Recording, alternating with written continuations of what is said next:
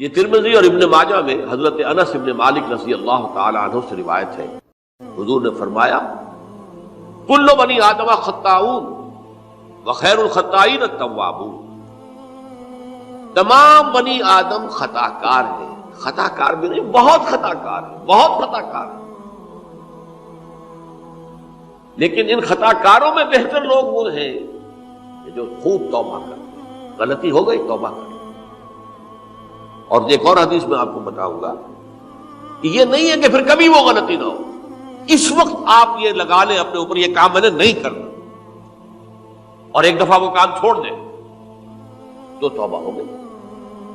پھر اگر کچھ عرصے کے بعد پھر کہیں آپ جذبات کی رو میں بہہ گئے، پھر کہیں کوئی برے اثرات جو ہے وہ پڑے، پھر غلطی، کوئی بات نہیں، پھر توبہ، پھر ہو گیا، پھر توبہ کرو۔ تواب اسی لیے کہا بار بار بار بار بار بار توبہ کرو۔ تو کل بنی آدم خطاؤون وخیر الخطائین التوابون۔ دوسری حدیث یہ بھی ابن ماجہ اور بہقی میں ہے، حضرت عبداللہ ابن مسعود رضی اللہ تعالی عنہ، التائب من الذنب کمن لا ذنب له، گناہ سے توبہ کرنے والا ایسے ہے جیسے اس نے کبھی گناہ کیا ہی نہیں۔ دھل جاتی ہے، تختی دھل گئی، بچے نے تختی لکھی تھی اس کو دھو دیا، ختم ہو گئی۔ ایک حدیث تو پڑھ کر میں بھی چونکا، یہ اصل میں اسلوب ہے بیان کا، بتانے کے لیے کہ تمہارے دلوں کے اندر مایوسی کا غلبہ نہ ہو جائے۔ مایوس اصل میں جو ہے مایوسی یہ ابلیسیت ہے، نوٹ کر لیجیے اس کو۔ مایوسی ابلیسیت کا عکس ہے۔ مبلس کہتے کسے؟ جو مایوس ہو گیا۔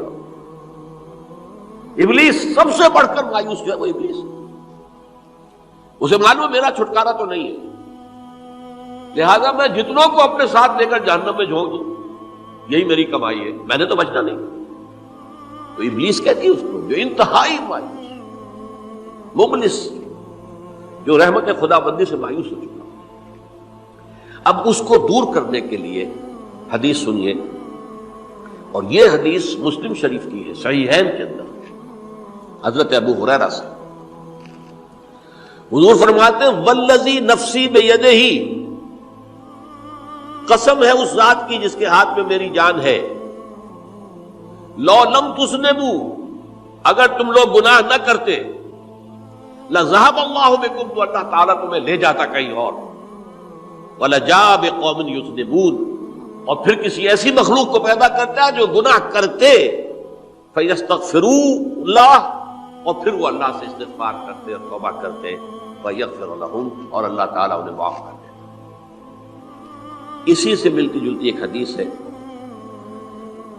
یہ امام احمد اور امام بہقی لائے ہیں، اور اس کے راوی حضرت علی ہے رضی اللہ تعالی عنہ۔ ان اللہ یحب العبد المؤمن المفتن التواب، ان اللہ یحب، اللہ تعالی محبت کرتا ہے اپنے اس بندے سے، العبد المؤمن، جو مومن ہو۔ اس کی ایک اور بڑی پیاری حدیث آئے گی، المفتن التواب، جو بہت فتنوں میں مبتلا ہو جاتا ہو اور پھر بہت توبہ کرتا ہو، مفتن التواب، لیکن ساتھ ہی پلٹتا ہو، رجوع کرتا ہو، پھر اللہ کے حضور میں حاضر ہوتا ہو، پھر معافی مانگتا ہو۔ اللہ تعالیٰ کو اپنا ایسا بندہ بہت پسند ہے۔ اب میں کچھ اور حدیثیں آپ کو سنا رہا ہوں۔ توبہ کا دروازہ دو اعتبارات سے کہا گیا ہے کہ ایک وقت آنے پر بند ہو جاتا ہے۔ ایک حدیث کے تو الفاظ میں نوٹ کر کے نہیں لایا ہوں کہ اللہ تعالیٰ نے توبہ کا ایک دروازہ اتنا چوڑا کھلا رکھا ہوا ہے کہ جس کو عبور کرنا جو ہے وہ سال ہا سال میں ممکن ہو، اور یہ بند نہیں ہوتا جب تک کہ سورج مغرب سے طلوع نہ ہو جائے۔ یہ قیامت کی جو آخری، قریب قیامت کی جو آخری نشانیاں ہیں ان میں سے وہی حدیث میں آپ کو سنا رہا ہوں، عن ابی ہریرہ رضی اللہ تعالی عنہ، اور یہ مسلم شریف کی روایت ہے، من تاب قبل ان تطلع الشمس من مغربها تاب اللہ علیہ، سورج کے مغرب سے طلوع ہونے سے قبل تک جو لوگ توبہ کریں گے اللہ تعالیٰ ان کی توبہ قبول کریں گے۔ البتہ جب وہ قیامت کی وہ نشانی ظاہر ہو جائے کہ سورج مغرب سے طلوع ہو رہا ہے، اب دروازہ توبہ کا بند ہے، اب اس کے بعد اگر توبہ کوئی کرتا ہے تو اللہ تعالیٰ اس کی توبہ کو قبول نہیں کرے گا۔ یہ تو اجتماعی سطح پر ہوئی۔ انفرادی سطح پر عن عبداللہ ابن عمر رضی اللہ تعالی عنہما عن النبی صلی اللہ علیہ وسلم قال ان اللہ عز وجل یقبل توبۃ العبد ما لم یغرغر۔ یہ ترمذی میں ہے، حضرت عبداللہ ابن عمر رضی اللہ تعالی عنہما سے کہ اللہ تعالیٰ اپنے بندے کی توبہ قبول کرتا ہے جب تک کہ وہ جسے ہم کہتے ہیں گھنگرو نہ بولنے لگے حلق کے اندر، جبکہ نزع عالم نزع ہو اور جان جو ہے وہ آ کر پھر یہاں اٹکتی ہے، تو اس وقت تک دروازہ کھلا ہے توبہ۔ لیکن جب یہ شکل ہو گئی تو دروازہ بند ہے۔ یہ انفرادی سطح پر ہو گیا، جب آپ کے موت کے آثار اتنے واضح ہو گئے کہ اب جا رہے ہیں، اب توبہ کریں گے تو اب توبہ قبول نہیں ہوگی۔ اجتماعی سطح پر جب قیامت جو ہے اس کی وہ گھڑی آ گئی کہ سورج مغرب سے طلوع ہو گیا، اب توبہ کا دروازہ بند۔ ایک اور حدیث ہے جو میں نے بہت مرتبہ اس کا ترجمہ تو آپ کو بہت دفعہ سنایا ہے، آج میں چاہتا ہوں اس کو پورے متن کے ساتھ آپ کے سامنے رکھوں۔ یہ حضرت انس بن مالک رضی اللہ تعالی عنہ سے مروی روایت ہے، جو حضور کے خادم خاص تھے، اور یہ متفق علیہ بھی ہے، یعنی بخاری میں بھی ہے، مسلم میں بھی ہے، لیکن تھوڑا سا فرق ہے الفاظ کا۔ تو جو مسلم شریف کی روایت ہے اس کے الفاظ کیا ہے؟ للہ اشد فرحا بتوبۃ عبدہ حین یتوب الیہ۔ جان لو اللہ تعالی کو زیادہ خوشی ہوتی ہے اپنے کسی گناہ گار بندے کی توبہ سے جبکہ وہ توبہ کرتا ہے۔ کس سے زیادہ ہوتی ہے؟ اب اس کی ایک تمثیل دی، من احدکم، ایک ایسے شخص سے بھی زیادہ بڑھ کر خوشی ہوتی ہے، کان علی راحلتہ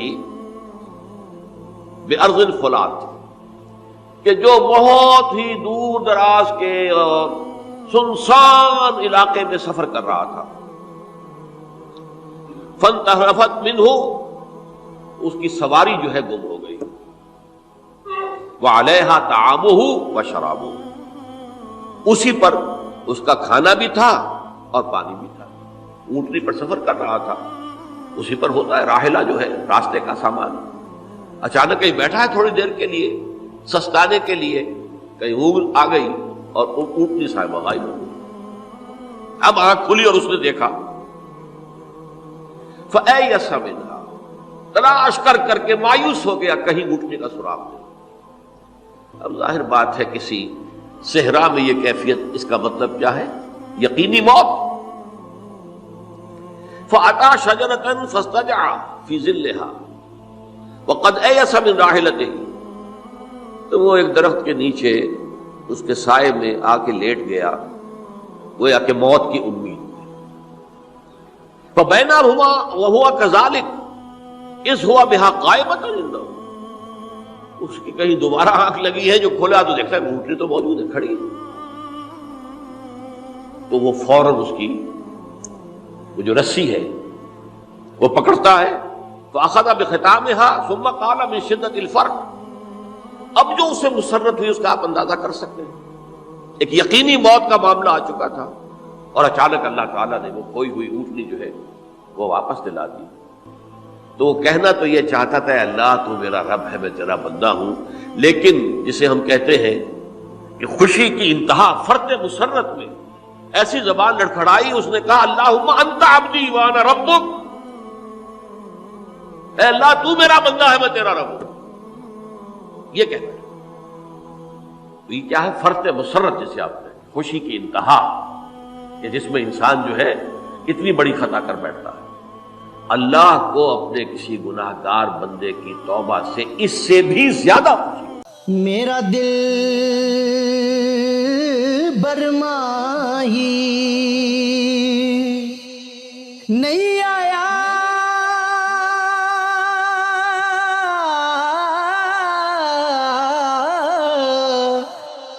میرا دل برماہی ਨਾ ਝੂਠੇ ਆਕਾਂ ਤੂੰ ਝੂਠਾ ਤੇਰੇ ਓਏ ਬੋਲ ਵੀ ਝੂਠੇ ਤੈਨੂੰ ਤਾੜੀ ਮਾਰ ਉਡਾ ਤੂੰ ਝੂਠਾ